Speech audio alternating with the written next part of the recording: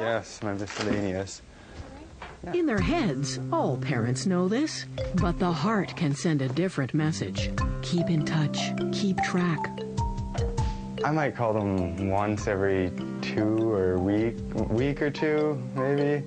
Yeah, once a week is good. Once a week, I guess. Once a week would be nice. Are you sure? If possible, it sure would be. I might be very busy sometimes. Ready to go? Yep.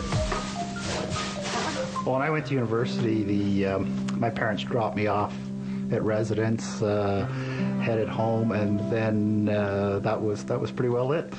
Let's just grab it and take it right into your room. But after years of shuttling kids to school, soccer practice, band, tutoring, it follows that the move into university residence just can't be done without help from Mom and Dad.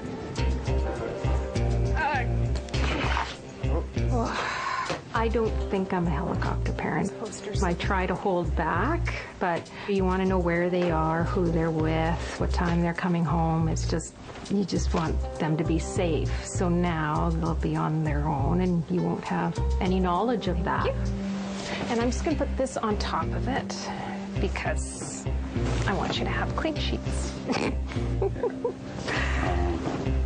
you go.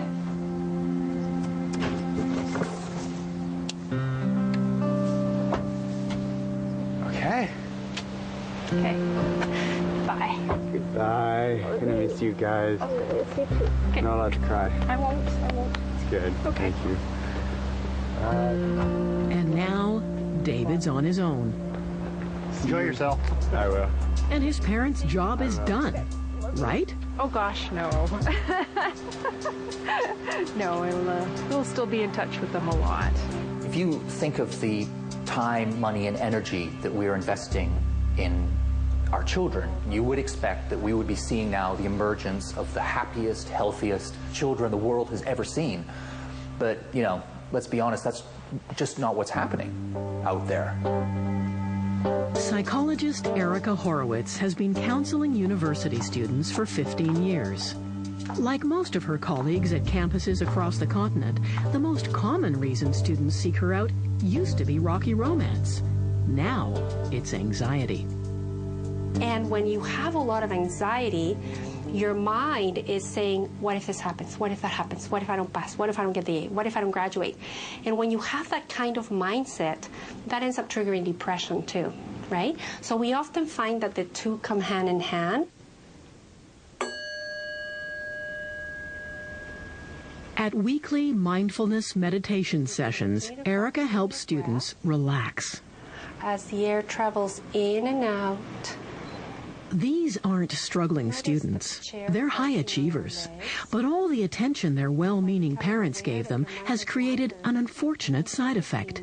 Anxious kids. Sometimes severely anxious kids. You definitely want to make them proud. And when you're not succeeding or when you're not getting the A's or whatever, you feel like you're letting them down. The analogy that we use is that it's like a vacuum inside us, the fear of failure, and it's just sucking other things in and the pressures and the stress in with it. And it's really hard to like turn that vacuum off, the sucking, because it's just like pulling in other things and you're doing stuff out of fear instead of enjoyment and being. We're the apple of our parents' eyes, and they would do anything for us. We've been protected and we've been cared for, and we've been told that we can be anything. And going into school and trying to achieve those goals, that's incredibly stressful. Praise now is perhaps the new, it's like the new criticism. Like behind every praise is an expectation for the behavior to be repeated. They're afraid of failure, and of course failure is a hugely important part of life. You know, you need to take risks. You make a mistake, you get up, you dust yourself down, you learn and you move on. But a child that has been told that he's so special that he won't take risks never goes down that road. Coming up, hyper-parented kids graduate into the workplace. But are they ready for the real world? They have this sort of arrogant sense of entitlement that when they come into a company that they really feel that they are special.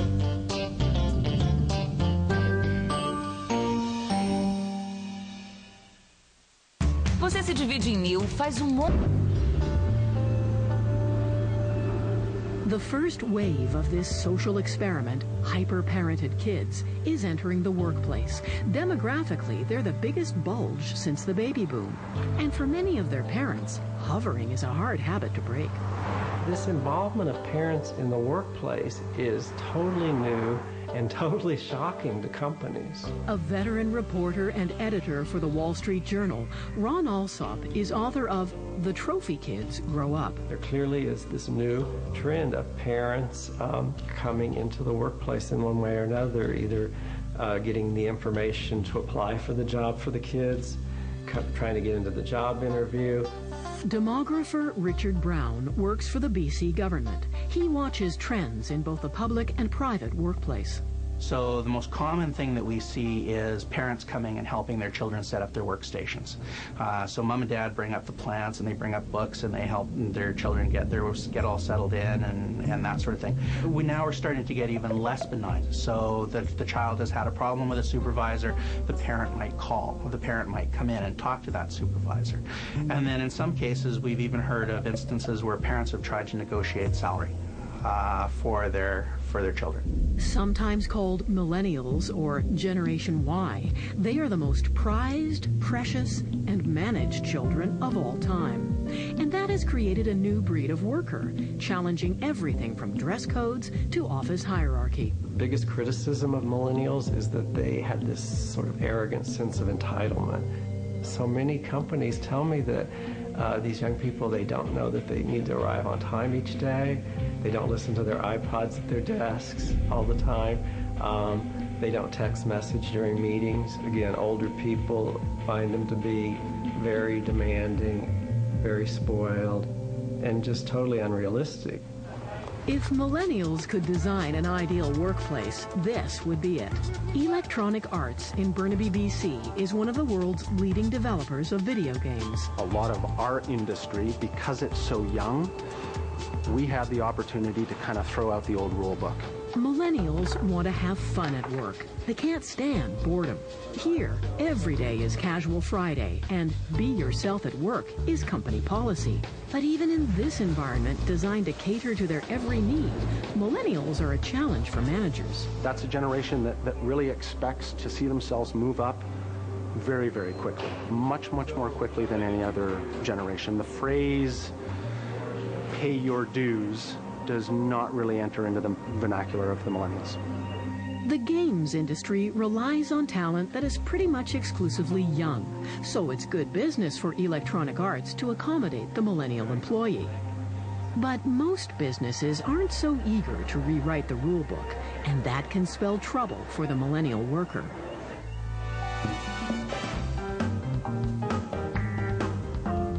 Eight-year-old Adrienne Cousins has always been center stage, a superstar. As a child, she shone at dance, piano, horseback riding. She was class president in high school and graduated with a 90% average. After university, Adrienne quickly landed a job as a healthcare systems analyst. A good job, but not a good fit. Looking back on all my performance reviews, there's something I heard a lot was, you're really smart, but, I was sometimes late, or I would always start later in the day. I was never there by 8 a.m. I was always a 9:30 girl, maybe 5 minutes late for meetings, things like that. The other thing was managing up, which basically means, giving feedback to direct supervisors, to other departments. Adrienne's feedback to her bosses? There's only one difference between you and me: age. And it was funny because the reaction they had was they kind of swallowed hard and wanted to say something like, you little, I have 20 years experience on you, we're not the same at all. In the last 6 years, Adrienne has changed jobs 4 times, and in spite of uneven performance reviews, she was making a lot of money. She was also racking up major debt on travel and a new condo. A generation ago, she might well have been caught in a velvet trap, but that is not the millennial spirit. At 27, Adrienne quit a $90,000 a year job and borrowed more money so that she could retrain and start her own business. I went in with so much confidence because I have that can-do anything attitude. Her company, Affinities, offers life and leadership coaching, massage, and dance lessons. And so I said, you know, this is going to be hard. I'm going to just do it, and kind of threw myself into it and quit my job. And probably too soon, but definitely too soon. Unable to pay the rent, today Adrian's packing up her massage studio. Her can-do attitude just wasn't enough to make her business successful. I think I realized that, you know, honestly, just a couple months ago, kind of going, okay, this isn't working, and I'm officially past a point where I can sustain myself. Now $87,000 in debt, Adrian sees bankruptcy as the only way out. Do you have any credit cards to give me, or were they in the package? Right now? Yeah. No, I just sent you my income tax information. You didn't ask for it. Yeah. One of your duties is to provide all your credit cards to the trustee. I don't think I respected money as much as I should have, or as much as I want to now. So let me just get you a receipt for this.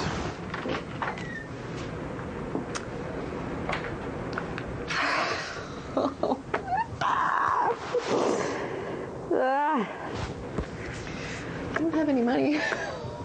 And I really didn't want to have to go back to my parents for that kind of support. They're almost, for the last couple of months, have been kind of giving me an allowance almost, because they, you know, they're scared. They're scared that I'm not able to support myself anymore. Her parents want her to move home, but she's not ready to do that. She sold her condo and will couch surf for a while. And she'll do it with a certain millennial style. You know, I still have my, for example, my iPhone, and, you know, that's an expensive bill. I'm not going to cut out wine and coffee and pedicures. I'll just cut it back a bit, but I don't think it'll go away, because it's part of the things that I like to do for myself. Adrian doesn't see herself as a failure. She's convinced it's not her or her generation that needs to change. I feel really strongly about the potential of my generation in terms of, you know, solving the problems of the world we've inherited. And yeah, that Gen Y is actually pushing the curve and making change happen instead of just talking about it. We don't know exactly how these kids will turn out. Part of me is really concerned about them, but it may be that they're just young, and that what hyperparenting has done has been to delay their growth. But eventually, the millennials will grow up. The question is, as they raise their own children, will they be hyper parents? Or, like every generation before them, will they choose a different direction from mom and dad? I find now wherever you go that people are asking the same question, which is this really what we wanted for our kids? You know, is this really what we wanted for ourselves? And increasingly, answer is no. People are realizing that we've gone way too far down the wrong path.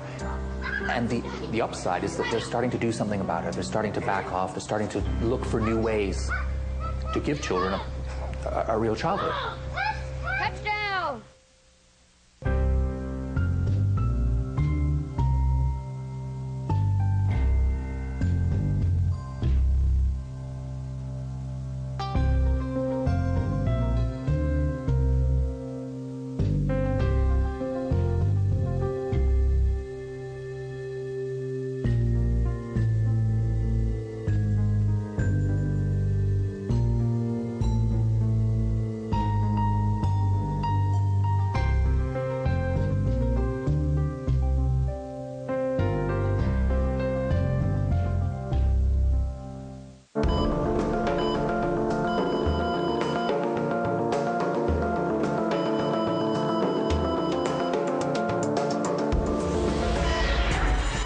A medicina alternativa acaba de ganhar uma nova terapia.